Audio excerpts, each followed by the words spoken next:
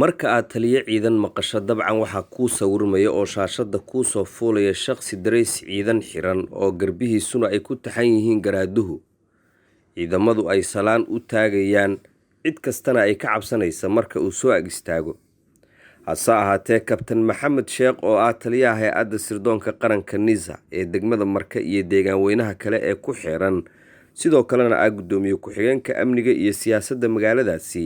waa sarkaal mas'uuliyadiisa ciidan ee difaaca iyo midiisa gaarka ah ee shakhsiyan isku dhinac wata.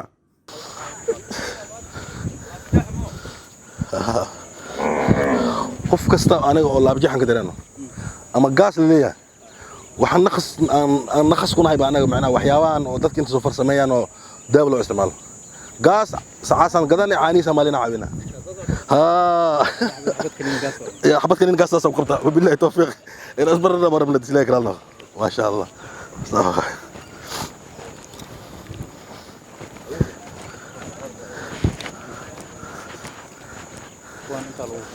كون طلبوا خوذيا والسكدية بنان كان اسمه المران تليو تلبك خالد دي لودان دي بيا صعبان دي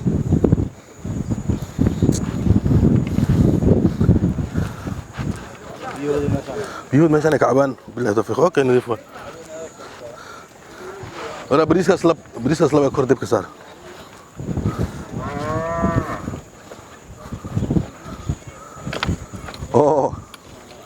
sarkaalkan oo taliskiisa ugu weyn uu ku yaala deegaanka Buufow Bacaad oo u dhaxeeya Marka iyo Janaale ee gobolka Shabeellaha Hoose ayaa ah nin ku adag shaqadiisa ciidanka sida ay sheegayaan dadka deegaanku isla markaana shacbigu ay si weyn u darajeeyaan maadaama uu salka u dhigay nabadii deegaanadaasi. sidoo waxa loo dhintaa saddex hadaf way oo loo dagaaltamo saddexda hadaf ani waxaan dareensanahay mid inuu yahay awalan diinta inay tahay waxa loo dhinto awalan inay diinta tahay midda labaad oo loo dhimanayo waxa waaye dalka midda saddexaad waaye oo loo dhimanayo waxa tahay dadka waaye diinta iyo dalka iyo dadka in loo dhinto waaye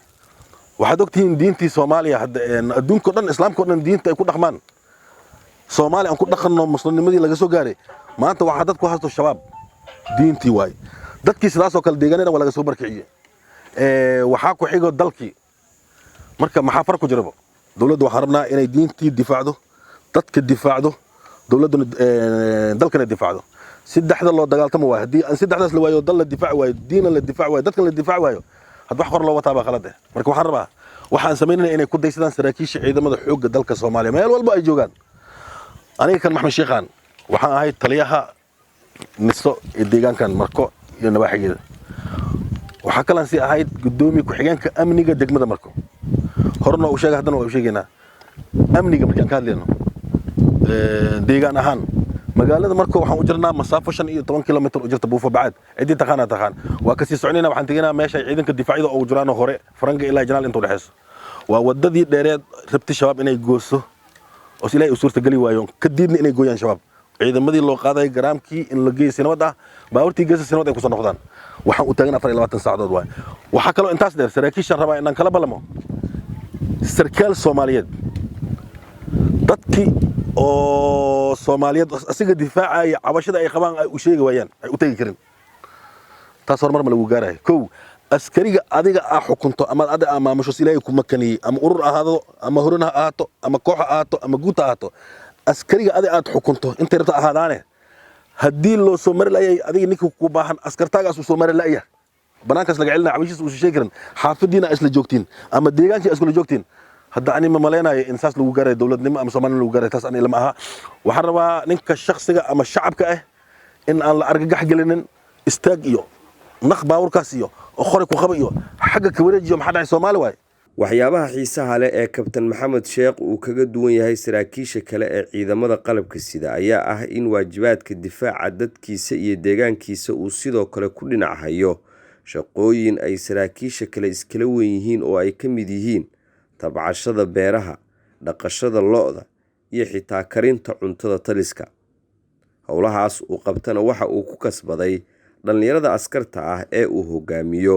kuwaas oo aanan u ixtiraamin taliyahooda oo kaliya ee ula macaamila mararka qaar sida aabahood askariga waxaan rabaa markii uu shaqadan qabanayo dardaaran horna waa u dhiibay dardaarankaasoo ah qof askari ah hadduu jiro 20 jir is yahay midka kabeena 21 sano jir hadduu yahay inuusan ka sugin gacantiisa in biyo loo keenay iyo in la yiraahdo macnaa isha midkaan yara macnaa abiyaha ii keenay waxaan rabaa caag biyo cid ku hormarta inay keento dadkana si wada jirnay wacbaan haddii nidaamkaas la waayo barbaarintaas waa barbaarin khasaartay noqotay hogaamiyuhu mid ciidan iyo mid maamul ku doona ha ahaadee marka uu deegaankiisa iyo nolosha ka jirto ku qanacsan yahay waxa uu ka shaqayn karaa sidii ay dadka iyo deegaankuba u heli lahaayeen nabadgelyo la isku halayn karo. Kabtan Maxamed Sheekh waa nin ay ka muuqato dal iyo deegaan jacayl muddo dhowr iyo 10 sano ana ka shaqaynaya amniga Marka iyo nawaaxigeeda hase ahaatee waxyaabaha nasiib darrada ah ee isaga marna uusan ka hadlin balse ay isweydiiyaan dadka deegaanka ee shaqadiisa jecel waxa ay tahay darajadiisu inaysan muddo dheer dhaafin kabtan halka kuwa aysan jirin wax muuqda oo ay ciidanka ka qabtaanna maalin kasta garbaha loo suro janano iyadoo sababuhuna ay iska cad yihiin. Maxamuud Soo Faysane, deegaanka Buufow Bacaad, Marka Cadde.